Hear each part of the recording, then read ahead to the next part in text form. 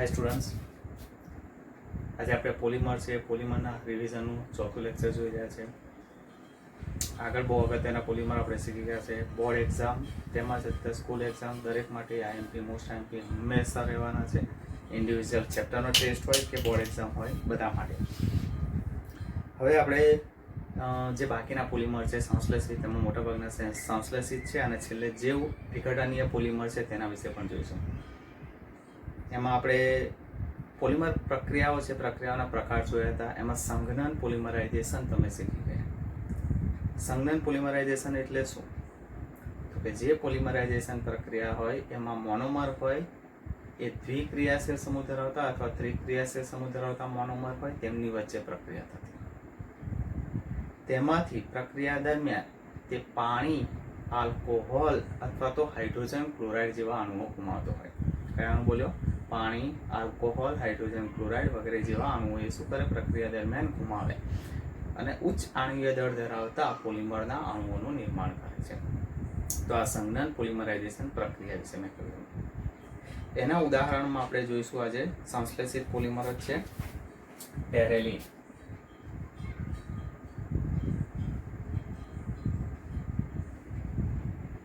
અથવા તો એનું બીજું નામ છે ડેક્રોન.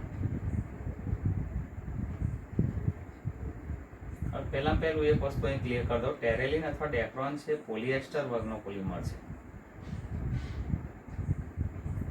પોલિએસ્ટર બોલીશું એટલે તરત ધ્યાનમાં આવશે કે સી ડબલ O પોલિએસ્ટર વર્ગનો પોલિમર છે. હવે પોલિએસ્ટર વર્ગનો એટલે સી ડબલ O સમૂહ આવતો હોય. સી ડબલ ઓમાં સી ડબલ બોન્ડ O હોય અને એની જોડે એક ઓક્સિજન હોય. તો આ પોલિએસ્ટર વર્ગનો પોલિમર છે ટેરેલિન અથવા ડેક્રોન. હવે ટેરેલિન અથવા ડેક્રોન બોલે એટલે તરત આપણને ટેન્શન થવું થાય કે આ પોલિમર છે એ શેમાંથી બનતો હશે, એનો મોનોમર કયો હશે.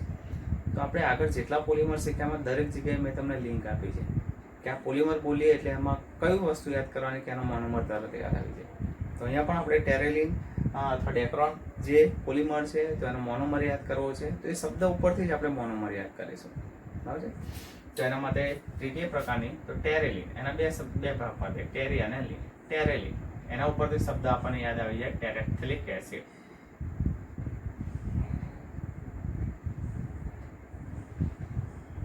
અને લિન એના પરથી યાદ આવી જાય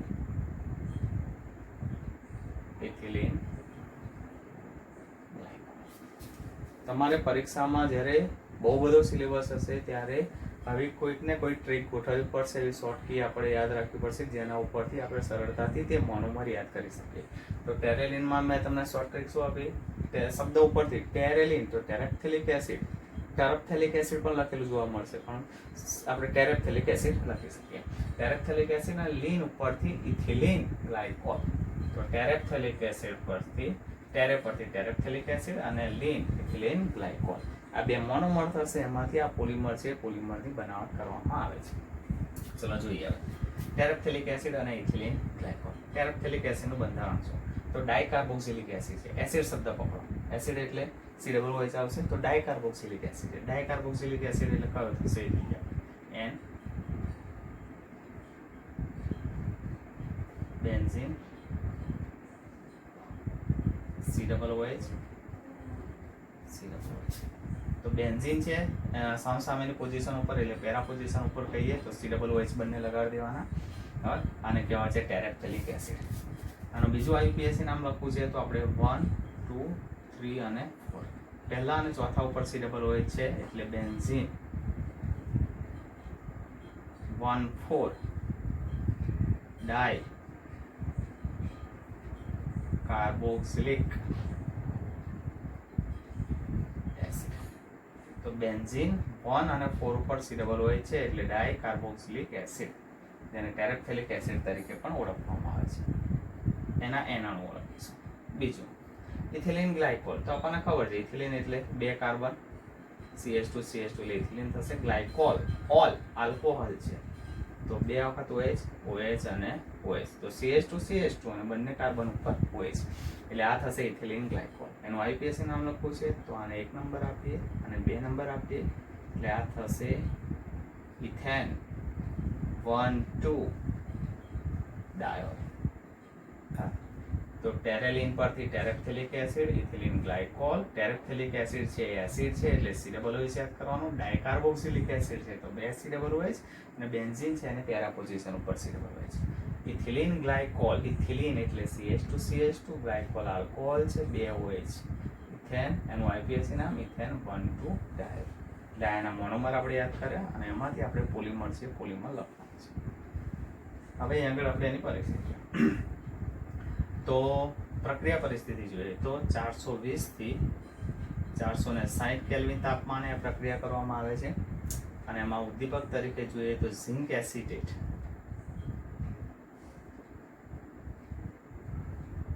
અને એની સાથે એન્ટીમની ટ્રાયોક્સાઇડ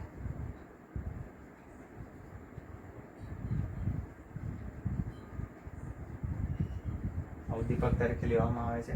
તો 420 થી 460 કેલ્વિન અને ઝિંક એસિટેટ અને એન્ટીમની ટ્રાયોક્સાઇડ ઉદ્દીપકની હાજરીમાં પ્રક્રિયા થશે. પોલિમરાઇઝેશન થશે તો COOH માંથી OH અને OH માંથી H. હંમેશા ધ્યાનમાં રાખવાનું છે COOH માંથી OH જ જવો જોઈએ. જો અહીંયા આગળ સમજો તમે OH અને H ભેગા થઈને H2O બનશે તો તમે અહીંયાથી H અને અહીંયાથી OH લેશો તો પણ H2O બનશે, પણ એ પોલિમર ખોટો લખાશે. એટલે અહીંયાથી OH અને અહીંયાથી H લેવાનું. અહીંયાથી OH ગયો તો આ COOH માંથી પણ OH નીકળશે. અહીંયા OH માંથી હાઇડ્રોજન છૂટો પડે છે તો અહીંયા પણ શું છૂટો પડશે? હાઇડ્રોજન. તો OH અને H ભેગા થઈને H2O બનાવશે એટલે આપણે અહીંયા આગળ N નંબર ઓફ H2O ના અણુ અહીંયા આગળ છૂટા પડશે એવું આપણે કહી શકીએ છીએ. એમાંથી પોલિમર બનશે. પોલિમર થશે ટેરેલિન અથવા ટેક્રોન. કઈ રીતે લખવાનો? તો પહેલા બોક્સ બતાવી દઈએ, બંધ બતાવીએ. શરૂઆત અહીંયાથી કરીએ તો OH તો કરતો રહ્યો એટલે CO બાકી રહ્યો તો C ડબલ બોન્ડ O, પછી બેન્ઝીન વલય, ફરીથી C double bond O, OH છે એમાંથી ઓક્સિજન બાકી રહ્યો એટલે O, પછી CH2 અને ફરીથી OH માંથી H ગયો એટલે બાકી રહ્યો O, બંધ કૌંસ કરો અને પછી બાર N ટાઈમ્સ. N ટાઈમ્સ લખવું ખૂબ જ જરૂરી છે. જુઓ COO આવી ગયો અહીંયા આગળ અને COO સમૂહ હોવાથી આ કયો કહેવાશે? પોલિએસ્ટર વર્ગનો પોલિમર કહેવાશે અને એનું નામ થશે ટેરેલિન અથવા તો ટેક્રોન.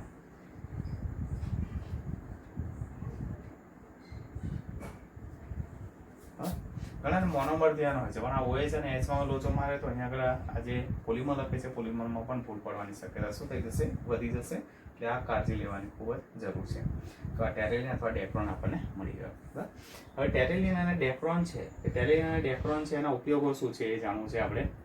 તો કરસલી પ્રતિકારક છે અને કાચ પ્રબલક તરીકે તેનો ઉપયોગ કરવામાં આવે છે.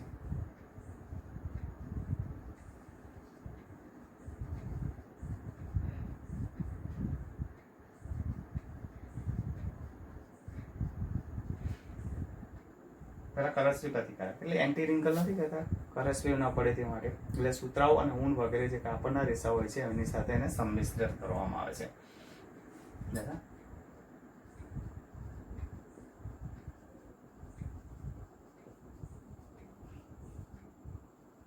અને સંમિશ્ર કરવામાં કાચ પ્રબલ તરીકે જે ગ્લાસ હોય છે એના રેન્ફોર્સ માટે, મજબૂતાઈ માટે તેનો ઉપયોગ કરવામાં આવે છે ને તેનો ઉપયોગ કરવામાં આવે છે હેલ્મેટ બનાવવા માટે. તો તમને 2 માર્કમાં પ્રશ્ન પૂછાઈ શકે છે. ટેરેલિન અથવા ડેક્રોન છે તેની બનાવટ સમજાવો અને તેના ઉપયોગો લખો. 2 કે 3 માર્કમાં પ્રશ્ન પૂછાઈ શકે છે. એકલું બંધારણ પણ પૂછાઈ શકે છે અને 2 માર્કમાં એકલી પ્રક્રિયા પણ પૂછાઈ શકે. પ્રક્રિયા પૂછાવાની શક્યતા એટલા માટે પણ છે કે તાપમાન અને ના ઉદ્દીપક સ્પષ્ટ આપણને આગળ આપેલા છે. તમારે ટેરેલિન ડેક્રોન છે ટોકનોટ માટે ખાસ તૈયાર કરવાની રહેશે. તો ટેરેલિન અથવા ડેક્રોન એના મોનોમર છે ટેરેપ્થેલિક એસિડ, ઇથિલિન ગ્લાયકોલ. એમાંથી આપણે 420 થી 460 કેલ્વિન તાપમાને ઝિંક એસિટેટ અને એન્ટીમની ટ્રાયોક્સાઇડ ઉદ્દીપકની હાજરીમાં પ્રક્રિયા કરવાથી આપણને મળે છે. કરસલી પ્રતિકારક છે એટલે એન્ટી રિંકલ છે. જે અન્ય રેસાઓ હોય છે રેસાઓ સાથે સંમિશ્ર કરી એન્ટી રિંકલ જે કાપડ હોય છે બનાવવા માટે તેનો ઉપયોગ કરે છે. કાચ પ્રબલક છે એની મજબૂતાઈ માટે તેમાં તેનો ઉપયોગ કરવામાં આવે છે અને જે હેલ્મેટ બનાવવા માટે તેનો ઉપયોગ કરવામાં આવે છે. તો આ ટૂંકમાં ખાસ તૈયાર કરવાની છે.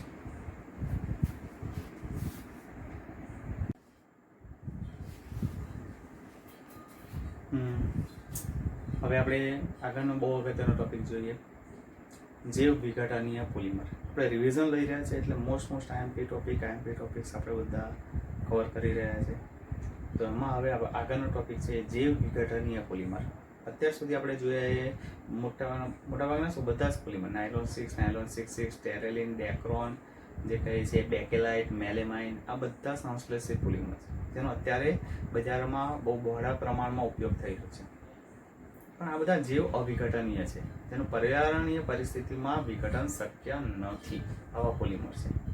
હવે આપણે જે પોલિમર જોવા જઈ રહ્યા છે એ જૈવ વિઘટનીય, કેમ કે આપણને ખબર છે કે પર્યાવરણમાં જે પ્રદૂષણની જે સમસ્યા ઊભી થઈ છે તેમાં બહુ મોટો ફાળો છે આ જૈવ અવિઘટનીય પોલિમરો, જે સંશ્લેષિત પોલિમરો જે આપણે આગળ શીખી ગયા તે બધાનો પ્રોબ્લેમ છે.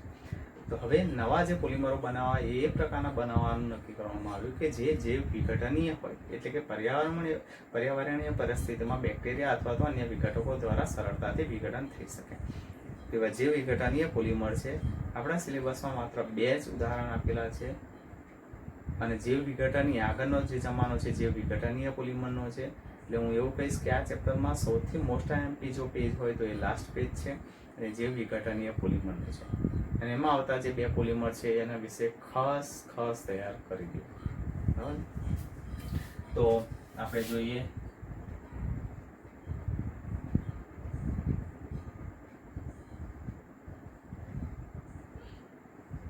જૈવ વિઘટનીય પોલિમર. જૈવ વિઘટનીય પોલિમર છે તેનું ઉદાહરણમાં આપણે પહેલું જોઈશું PHBV. એનું નામ 2 છે, PHBV છે અને બીજું છે એ નાયલોન 2, નાયલોન 6. પહેલું PHBV, તેનું નામ O beta hydroxy valerate. O beta hydroxy butyrate, O beta hydroxy valerate. O beta hydroxy butyrate, પછી O-બીટા હાઇડ્રોક્સી વેલેરેટ. તમને 2 શબ્દ સાંભળવામાં આવે, બ્યુટીરેટ અને વેલેરેટ. બ્યુટીરેટ એટલે એમાં 4 કાર્બન હશે અને વેલેરેટ એટલે એમાં 5 કાર્બન હશે. તો પહેલા શબ્દ અહીંથી પકડવો પડશે, 4 કાર્બન અને 5 કાર્બન. હવે આના ઉપરથી આપણે ફરીથી એક લિંક મેળવીશું કે એના મોનોમર યાદ રાખવા છે. તો મેં તમને કહ્યું છું PHBV છે, PHBનું નામ અત્યાર સુધી નથી પૂછાયું, આખું નામ લખો, પણ એ નામ આપણા ધ્યાનમાં હોવું જરૂરી છે. તો બ્યુટીરેટ બરાબર છે, O-બીટા હાઇડ્રોક્સી બ્યુટીરેટ, O-બીટા હાઇડ્રોક્સી વેલેરેટ. બ્યુટીરેટ અને વેલેરેટ તો 4 અને 5 કાર્બન. હવે PHBV છે એના 2 મોનોમર છે, એની ખાસિયત શું છે તો કે બંને મોનોમર છે એ બંને મોનોમરમાં COOH અને OH સમૂહ છે, COOH અને OH સમૂહ છે. બરાબર છે, એટલે લખવાનું કઈ રીતે એના જો હવે લખવાનું કઈ રીતે પેટર્ન પણ ધ્યાનમાં રાખીશું આપણે. તો પહેલું લખી દો આપણે, બંનેમાં COOH છે તો પહેલા મેં લખી દીધો COOH. આ નંબર આપ્યો કાર્બન નંબર 1, બાજુનો કાર્બન થશે કાર્બન નંબર 2, એના પછીનો કાર્બન થશે કાર્બન નંબર 3, અને ત્રીજા નંબરનો કાર્બન છે તેના ઉપર હાઇડ્રોક્સી એટલે OH છે. તો ફરીથી COOH લખ્યો, COOH પછી બીજો અને ત્રીજા કાર્બન ઉપર OH. સેમ કોપી મારી એમાં COOH આ 1 નંબરનો કાર્બન, બીજા નંબરનો કાર્બન, ત્રીજા નંબરનો કાર્બન, અને ત્રીજા નંબરનો કાર્બન છે તેના ઉપર છે OH. ચલો, ત્રીજા નંબરનો કાર્બન છે આપણે એના અણુઓ છે, બરાબર છે, એના અણુ 1, 2 અને ત્રીજા નંબર. બ્યુટીરેટ બોલે એટલે કાર્બન કેટલા હોય 4, તો આ ચોથો કાર્બન. વેલેરેટ એટલે કાર્બન કેટલા 5, તો 5 કાર્બન જોઈએ 3 થયા, તો આ 4 અને આ 5. મેં લિંક તમને આપી બ્યુટીરેટ અને વેલેરેટ, તો 4 કાર્બન અને આ વેલેરેટ એટલે 5 કાર્બન છે. તો આ 1, 2, 3 અને 4 કાર્બન, COOH અને OH. 1, 2, 3, 4 અને 5 કાર્બન, COOH અને OH. કાર્બનની સંયોજકતા 4 હોય, ટોટલ 4 બનતા હોવા જોઈએ, 1 અને 2 બંધ થયા, બાકીના 2 હાઇડ્રોજન. આ કાર્બનના 1, 2 અને 3 બંધ થયા તો બાકીનો 1 હાઇડ્રોજન. આ કાર્બન છે એનો 1 બંધ થયો તો બાકીના 3 હાઇડ્રોજન. સેમ કોપી વેસ્ટ, 2 બંધ થયા તો 2 બાકી રહ્યા એટલે H2, અને 1, 2 અને 3 બંધ થયા એટલે માત્ર H, આ કાર્બન છે અને 1 અને 2 બંધ થાય એટલે H2 અને આનો 1 બંધ એટલે થઈ જશે S3. તો એ રીતે સરળતાથી યાદ રાખવાનો ખ્યાલ આવી ગયો. બ્યુટેરેટ વેલેરેટ એટલે 4 અને 5 કાર્બન, COOH અને OH. આનું IPAC નામ કહીએ કે જે આપણે લખવાનું છે. તો ત્રીજા નંબરના કાર્બન ઉપર શું છે? OH. તો લખાઈશું 3 હાઇડ્રોક્સી. ટોટલ કાર્બન કેટલા થયા? 4. તો આ શું કહેવાશે? 3 હાઇડ્રોક્સી અને 4 કાર્બન ધરાવતો એસિડ છે એટલે બ્યુટેનોઇક એસિડ. અહીંયા શું થશે? 1 2 3 ત્રીજા ઉપર હોય છે તો ફરીથી 3 હાઇડ્રોક્સી અને ટોટલ કાર્બન કેટલા? તો 4 અને 5. તો એ શું કહેવાશે? પેન્ટેનોઇક એસિડ. તો આનું નામ લખવું છે તો ત્રીજા નંબર ઉપર 3 હાઇડ્રોક્સી, ત્રીજા ઉપર હાઇડ્રોક્સી અને 4 કાર્બન ધરાવતો એસિડ 3 હાઇડ્રોક્સી બ્યુટેનોઇક એસિડ. અહીંયા આગળ ત્રીજા ઉપર OH છે એટલે લખવા તમે 3 હાઇડ્રોક્સી અને ટોટલ કાર્બન 5 છે એટલે કહેવાશે વેલેરિક એસિડ. અને IPAC નામ કેવું હોય તો એને કહી શકીએ આપણે 5 કાર્બન એટલે પેન્ટેનોઇક. તો 3 hydroxy 4 carbon બ્યુટેનોઇક acid, 3 hydroxy 5 carbon એટલે પેન્ટેનોઇક એસિડ. આ બંને મોનોમર થયા.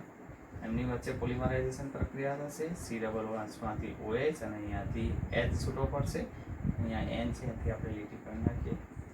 તો COOH માંથી OH અને OH માંથી H. તો અહીંયા આગળ COOH થી OH ગયો તો અહીંયા OH માંથી H જશે. OH માંથી H ગયો તો COOH માંથી OH જશે. કોમન વસ્તુ છે. તો બાકીનું જોડાણ લખી દઈએ તો OH અને H થઈ પાણીના અણુ ગુમાવશે. N અણુઓ પાણીના અણુઓ ગુમાવે છે.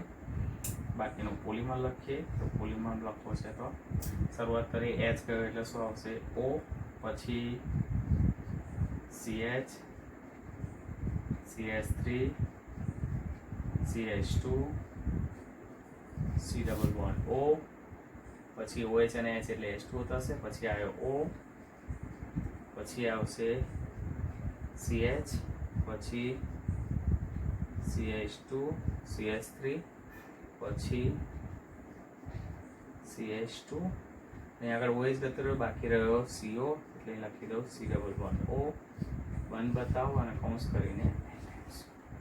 હવે બહુ બધી વખત પ્રેક્ટિસ કરી એટલે મોનોમરમાંથી પોલિમર કઈ રીતે લખવાનું તો તમે સરળતાથી લખી શકશો, વાંધો આવશે નહીં. COO છે એટલે પોલિએસ્ટર વર્ગનો પોલિમર થઈ ગયો. COO એટલે પોલિએસ્ટર વર્ગનો પોલિમર થઈ ગયો. અને એને ટૂંકમાં કેવું હોય તો આપણે લખી શકીએ છીએ PHBV, પોલી કો બીટા હાઇડ્રોક્સી બ્યુટેરેટ કો બીટા હાઇડ્રોક્સી વેલેરેટ. એનું આખું નામ થશે PHBV. મોસ્ટ IMP ટૂંકનોંધ માટે ખાસ તૈયાર કરજો. બરાબર છે? PHBV. ક્યાં એનો ઉપયોગ કરવામાં આવે છે તે જોઈએ. તો એનો ઉપયોગ કરવામાં આવે છે પેકેજિંગ ઓર્થોપેડિક સાધનો.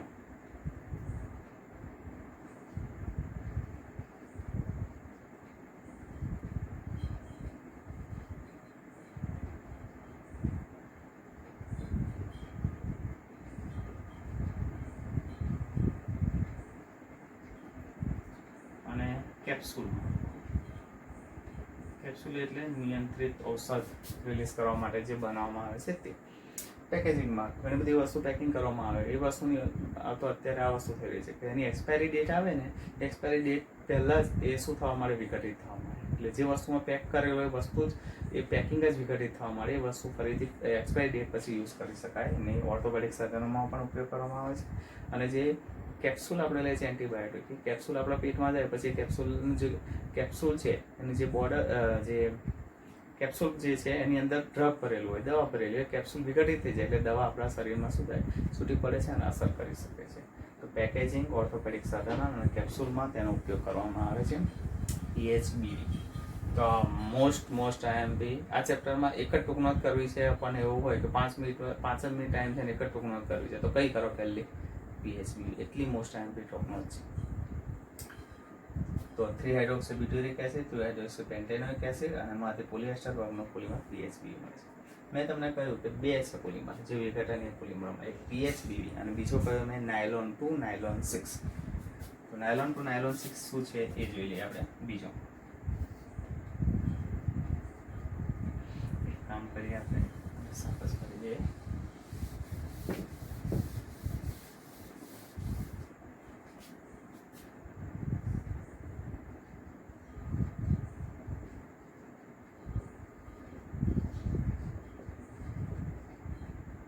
ઘણાને આ પોલીમર લખેલું હોય તો બધા એવું કહે ભૂલ પડી લાગે સર નાયલોન 6 જ આવતો હોય ખાલી એક્ઝામમાં ડાયરેક્ટ નાયલોન 2 નાયલોન 6 છે જે વિઘટનીય પોલીમર છે. એના મોનોમર યાદ રાખવા છે તો યાદ રાખીશું આપણે ગ્લાયસિન, જે કણોમાં શબ્દ આવી ગયો છે ગ્લાયસિન, એમિનો એસિડ છે ગ્લાયસિન અને એમિનો કેપ્રોઇક એસિડ.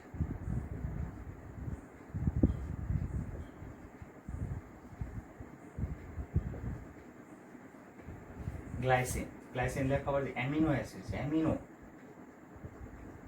એસિડ. તો યાદ રાખવાનું કઈ રીતે તમને શીખવાડ્યું છું. ગ્લાયસિન એમિનો એસિડ છે, એમિનો એસિડ વચ્ચે શું આવી જાય ખાલી CH2 થઈ ગયું બંધારણ. એમિનો કેપ્રોઇક એસિડ તો આપણે એને યાદ રાખવું છે. આના એના અણુ લઈ લો, આના પણ એના અણુ લઈ. કેપ્રોઇક એસિડ લખો, સેમ એમિનો એસિડ છે. એમિનો એસિડ એટલે ફરીથી NH2 અને એસિડ એટલે C હોય છે. એ CH2 એક વખત હતો, એ CH2 5 વખત છે. ફરક કેટલો રહ્યો? માત્ર 5 નો. તો આ થઈ ગયું ગ્લાયસિન અને આ થઈ ગયું એમિનો કેપ્રોઇક એસિડ. કઈ રીતે યાદ રાખવું ધ્યાનમાં આવી તમને? નાયલોન 2 નાયલોન 6 એના આવી રીતે નાયલોન 2 નાયલોન 6 એ જે વિઘટનીય પોલીમર છે એવું યાદ કરો. જે વિઘટનીય પોલીમર છે બંને એમિનો એસિડ છે. એમિનો એસિડ એટલે એમિનો અને એસિડ બરાબર છે, વચ્ચે CH2 લખી દીધું. અને આ ગ્લાયસિન છે અને બીજો એમિનો કેપ્રોઇક એસિડ છે, એ એમિનો એસિડ છે અને CH2 એક વખત છે. CH2 કેટલી વખત છે? 5 વખત છે. બંને વચ્ચે પ્રક્રિયા કરો. અહીંયાથી OH અને અહીંયાથી H. હા, અહીંયાથી OH ગયો, અહીંયાથી H જશે, NH2 માંથી H જશે, COOH માંથી OH જશે. OH અને H ભેગા થઈને H2 બને, પાણીના અણુઓ ગુમાવશે અને એનો પોલીમર લખો તો આપણે લખી શકીએ NH2 છે એટલે બાકી રહ્યો H જતો રહ્યો એટલે NH, CH2, C double bond O, પછી NH, NH2 માંથી H ગયો એટલે NH, CH2 કેટલી વખત થશે? 5 વખત અને પછી C ડબલ O. આ થઈ ગયો નાયલોન 2 નાયલોન 6. CONH છે એટલે પોલીઅમાઇડ વર્ગનો પોલીમર. મેં એટલા માટે આ પોલીમર લખ્યું અહીં આગળ. મને એવું કહે જે વિઘટનીય અને પોલીઅમાઇડ વર્ગનો પોલીમર છે એ કયું ઉદાહરણ થશે? તો એ નાયલોન 2 નાયલોન 6 થશે. બરાબર છે? તો PHBV અને નાયલોન 2 નાયલોન 6 જે વિઘટનીય પોલીમર છે એ ખાસ ધ્યાન રાખવાનું. બીજા પણ પોલીમર ઘણા છે. એમાં એક પ્રશ્ન ખાસ તૈયાર કરવાનો, વલ્કેનાઇઝેશન, રબરનું વલ્કેનાઇઝેશન. કુદરતી રબર છે એમાંથી આપણે ફેરફાર કરીએ અને એનું વલ્કેનાઇઝેશન કરીએ છીએ, સલ્ફર ઉમેરી એમાં પ્રોસેસ કરીએ છીએ.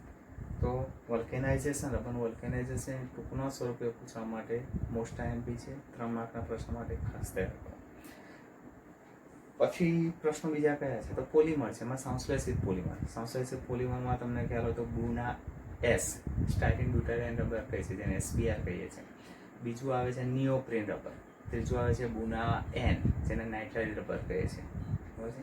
તો આ રબર છે, સંશ્લેષિત રબર છે, એમાં 3 ઉદાહરણ પણ આપણે ધ્યાનમાં લેવા જરૂરી છે. SBR એટલે બુના S, બુના N અને નિયોપ્રીન.